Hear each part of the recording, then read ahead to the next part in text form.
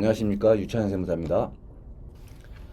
부모님이 자녀에게 재산을 이전하는 것에 대한 고민은 누구나 다 가지고 있는 것 같아요.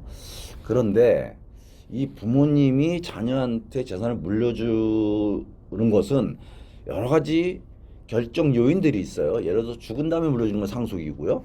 살아있을 때 물려주는 건 증여잖아요.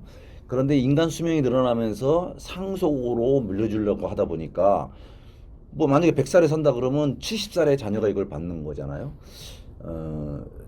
자녀들이 막 성장해서 뭔가 사회 활동도 하고 투자도 하고 뭐 이런 나이에 이걸 물려줘야 되는데 이거를 다 나 죽은 다음에 가져가 이렇게 하면 자녀들이 사실은 그거를 반기지 않겠죠. 그래서 세대 간의 갈등의 문제가 생길 수가 있단 말입니다.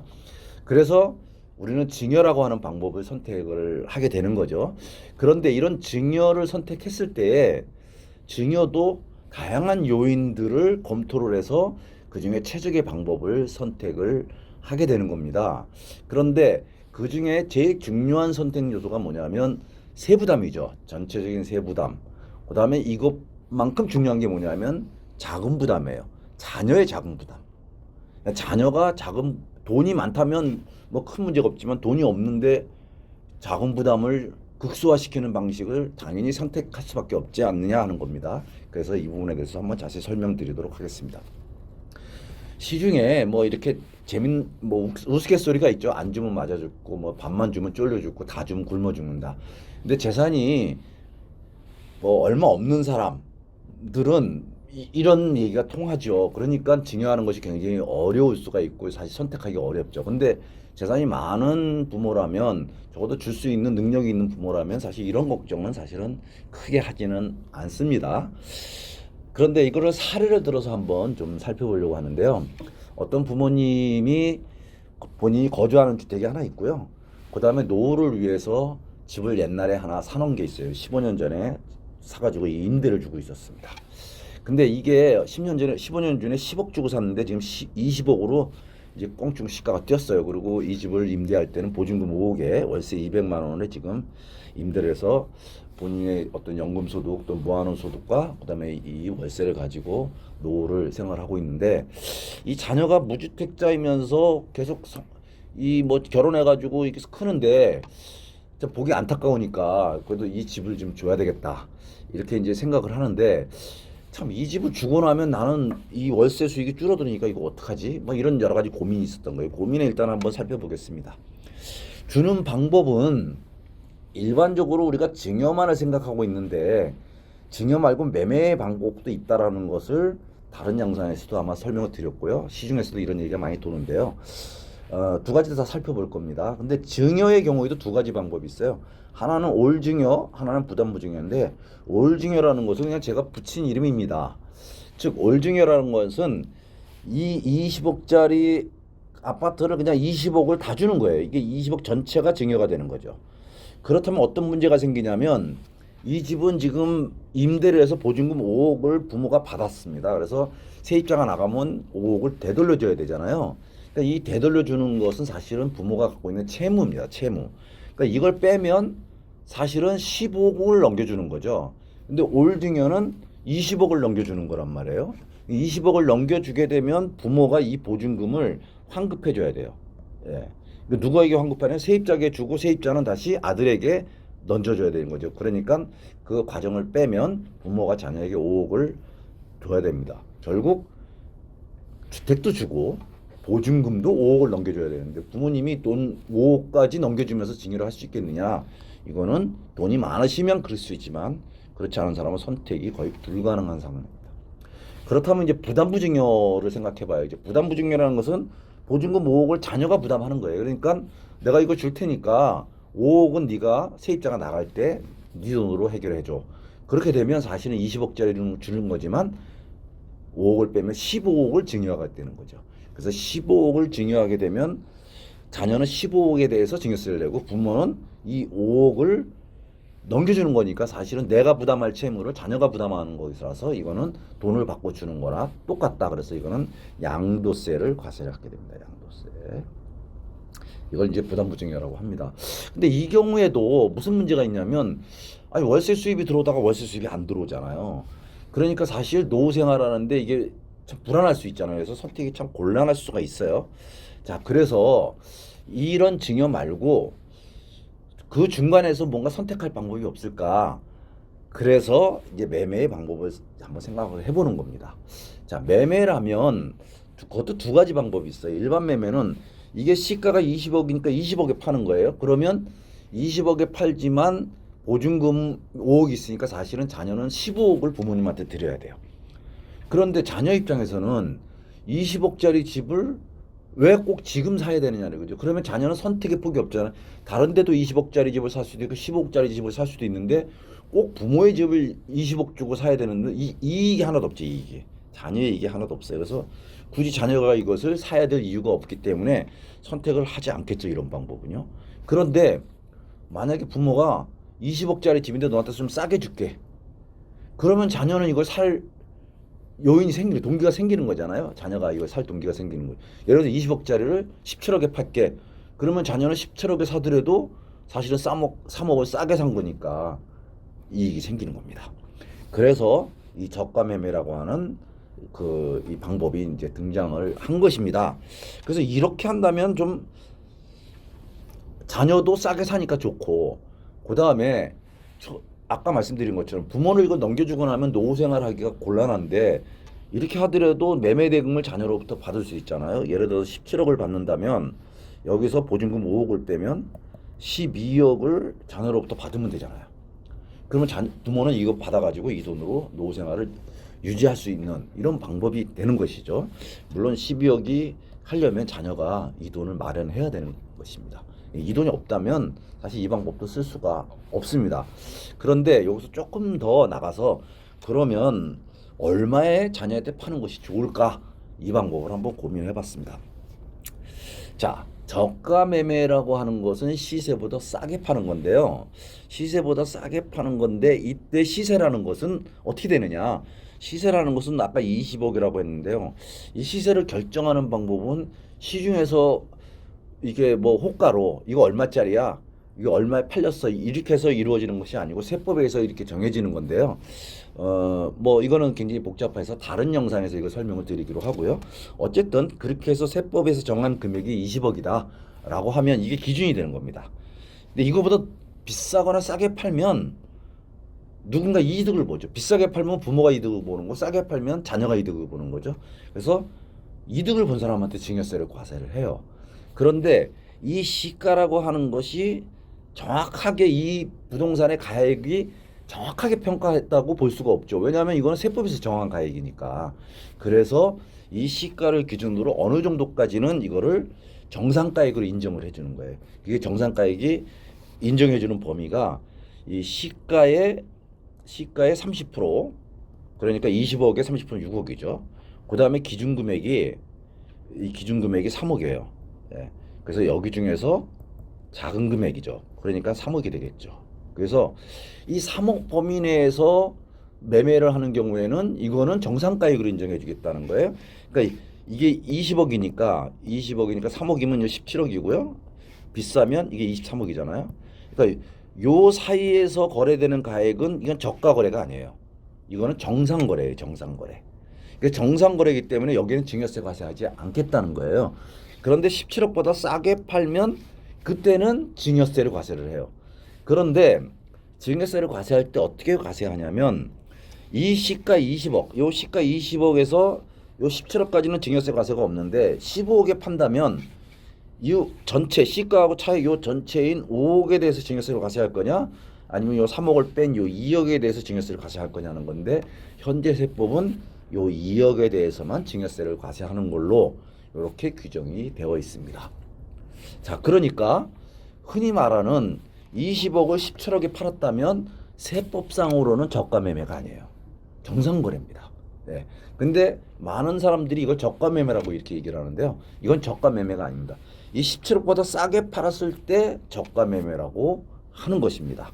그런데요, 저는 오늘 이 영상에서 여러분들에게 그러면 꼭 17억에 팔아야 되느냐, 이 말씀을 드리려고 하는 겁니다. 사례를 들어서 한번 보겠습니다. 얼마를 팔아야 되는 것이 좋겠냐고 하는 것에서 고려할 점은 우선 전체적으로 세부담이 얼마냐. 그 다음에 더 중요한 거는 자녀가 이거를 부담할 수 있는 자금 부담할 수 있는 한계가 얼마냐.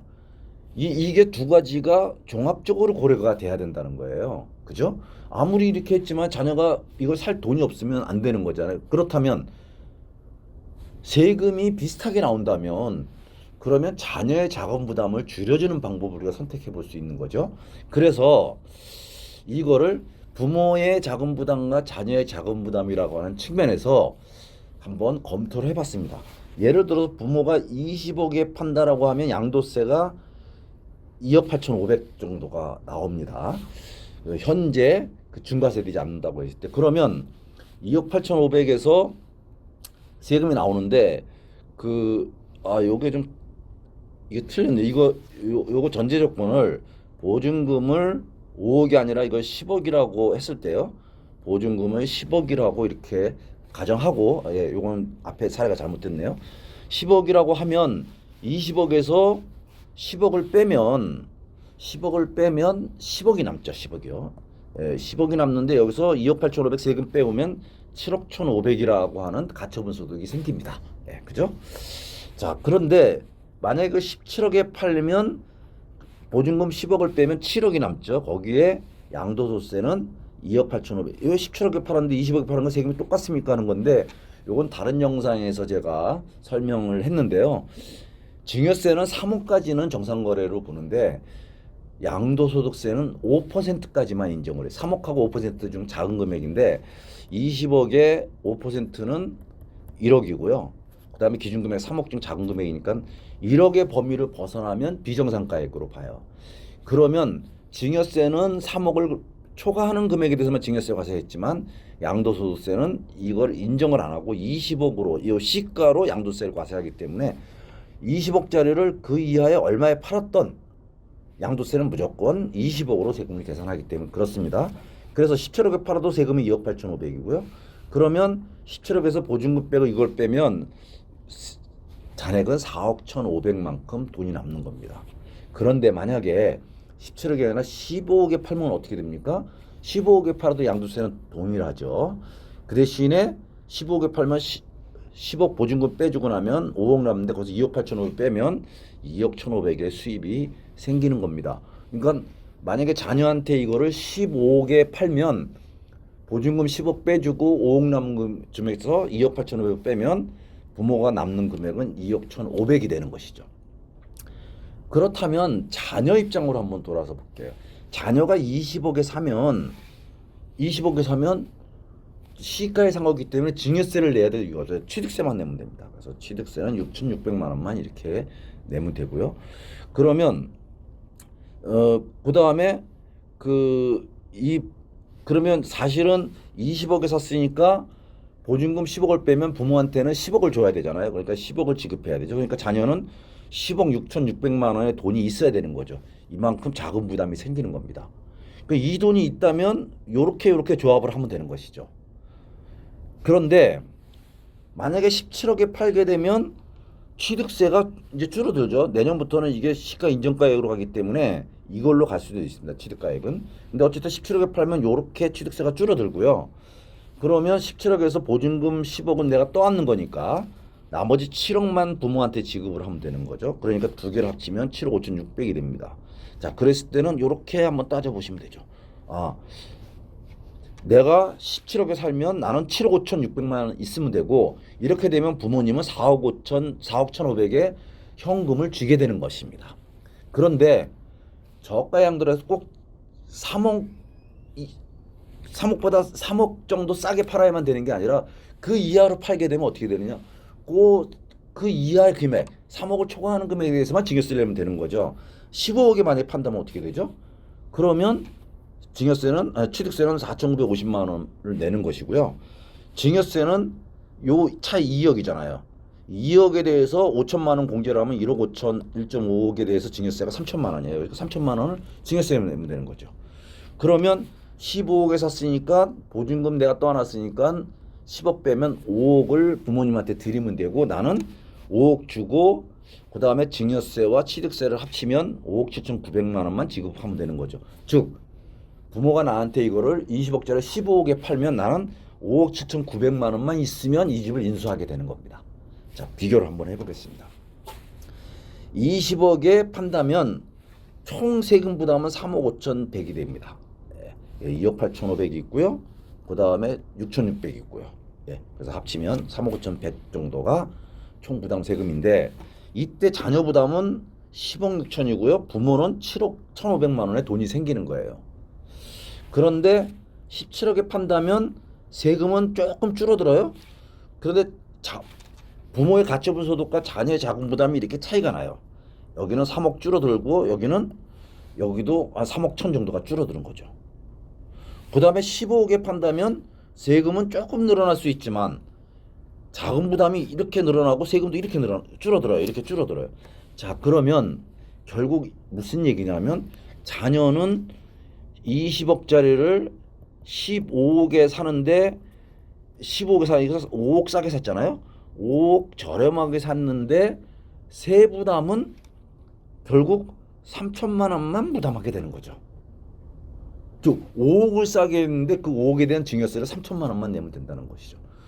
뿐만 아니라 세금의 문제가 뿐만 아니라 내가 가지고 있는 자금 부담이 이렇게 줄어든다는 거예요. 5억 7,900으로. 그죠? 그래서 이런 경우에는 세금 부담은 이게 큰 차이는 없잖아요. 그러니까 어떤 거를 선택을 할 것인가 이건 우리 가족들의 총 부담인데 어떤 걸 선택하느냐에 따라서 이게 자녀가 자금 부담이 줄어들면 부모의 가처분 소득이 줄어드니까 내가 요 정도면 뭐 자녀 부담을 줄여주는 대신 내가 요렇게 하면 내가 이거 가지고 연금하고 뭐하는 현금하고 노후를 살 수 있겠다 이렇게 생각하면 이 방법을 선택을 하는 것이죠. 자, 이 영상에서 제가 말씀드리고자 하는 것은 중요한 거는 증여를 할 때는 전체적인 세액 부담과 자녀의 자금 부담, 그 다음에 부모의 가처분 소득 이 세 가지를 모두 고려해서 가장 최적의 안을 선택하는 것이 좋은 방법이다. 이렇게 제가 설명을 드리려고 하는 것이고요. 두 번째로는 우리가 시중에서 3억까지는 싸게 살 수 있습니다라고 하는 얘기에 3억보다 더 밑으로 사면 안 됩니다가 아니라 3억보다 더 밑으로 사면 세금이 많습니다. 이런 얘기는 하면 안 된다는 얘기를, 그러니까 3억보다 더 싸게 사는 방법도 고려해 볼 수 있다. 이런 말씀을 여러분들한테 드리려고 하는 겁니다. 여러분들이 이 방법을 잘 활용해서 좋은 증여 전략을 수립했으면 좋겠습니다. 도움이 되시기를 바라며 이번 영상 여기서 마치도록 하겠습니다. 감사합니다.